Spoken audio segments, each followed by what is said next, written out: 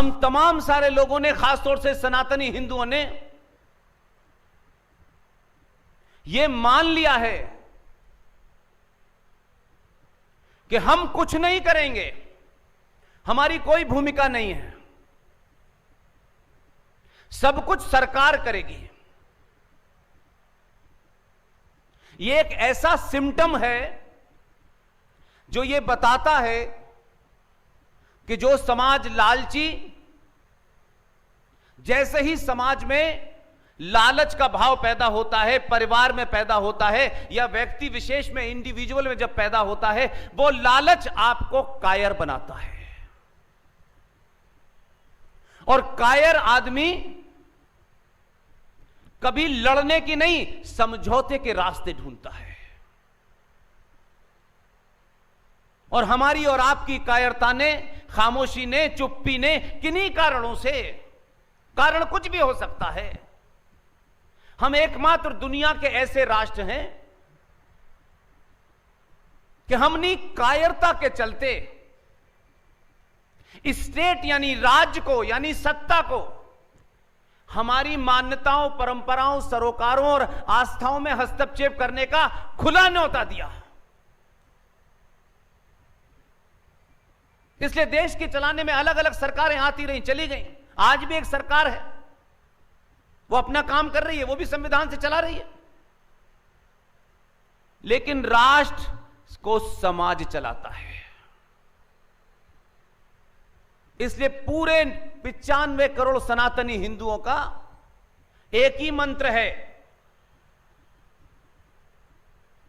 और उसके पीछे शुद्ध रूप से आपका लालच और उस कायरता का कारण है कि आप यह समझते हैं कि इस देश में जो भी कुछ हो रहा है, सब कुछ सरकार को करना है, हमें कुछ नहीं करना है। सरकार इस पे कानून बना दे, सरकार उस पे कानून बना दे। और इसी कायरता के चलते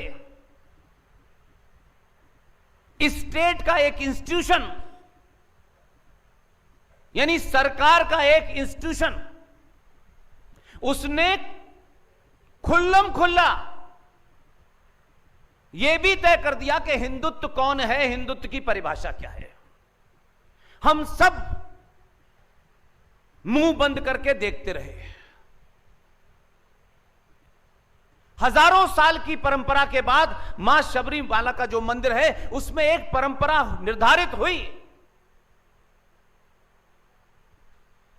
लेकिन उसको भी जज साहिबान ने कहा कि सबरीमला के अंदर जेंडर जस्टिस नहीं है। अब क्योंकि आज के दौर में मांओं को अपनी बेटियों से बातचीत करने का समय नहीं है,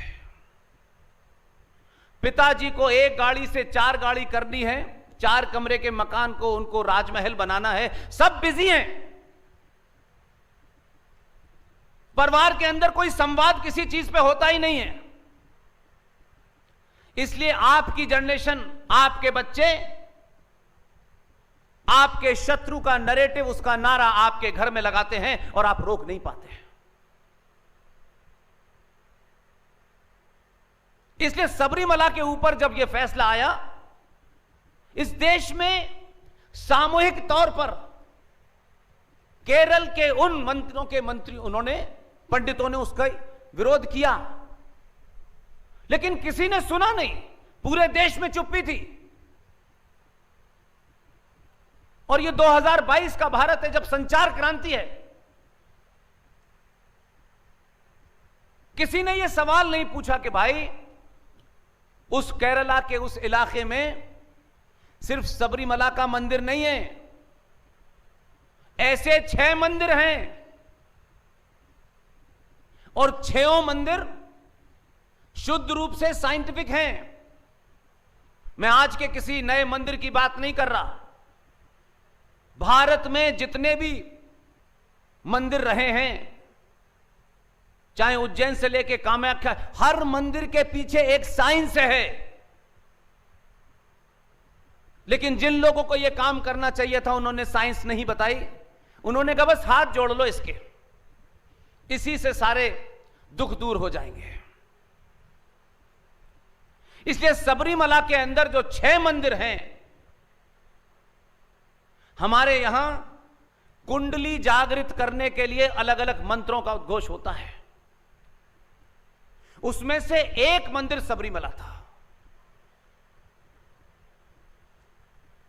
उस मंदिर के अंदर महिलाओं का एक खास समय में उनका प्रवेश वर्जित था, लेकिन यह खूब चला इस देश के अंदर। किसी ने रुक करके यह सवाल नहीं पूछा। बड़े बड़े ज्ञानी हैं हमारे यहां, 5-5 घंटे कथावाचक हैं, नॉन स्टॉप कथाएं करते हैं। उनसे मेरी कोई नाराजगी नहीं है। अगर वो ये काम कर रहे होते तो हमें नौकरी छोड़ के क्यों आना पड़ता। उस महीने के अंदर एक खास समय होता है जब महिलाओं को उस मंदिर में जाने से रोका जाता है। इसके पीछे कोई पुरुषों की सत्ता का रोल नहीं है, क्योंकि वहां जो मूर्ति लगी है,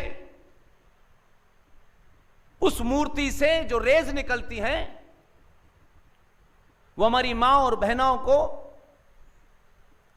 महीने में एक विशेष समय पर वहां जाने से जो डिप्रेशन होता है, जो आसक्ति आती है, जो निराशा होती है, उसकी रेज उनके शरीर पे पड़ती है तो वो निराशा का भाव बढ़ जाता है। ऐसे में यह कहा जाता है कि कभी कभी वो निराशा इतनी दूर तक चली जाती है कि लोग आत्महत्या कर लेते हैं।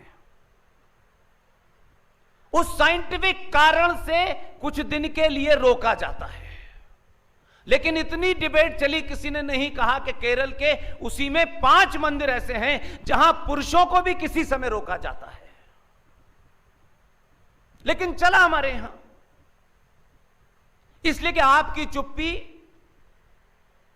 आपके बीच में जो ज्ञान देने वाले लोग हैं, जो इस सब्जेक्ट के जानकार हैं, वो भी बहुत पीछे छूट चुके हैं।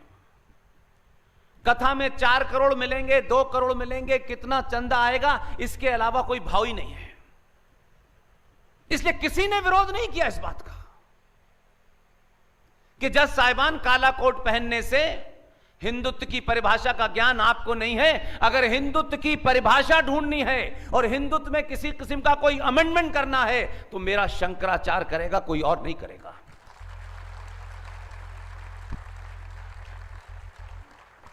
लेकिन दुर्भाग्य है,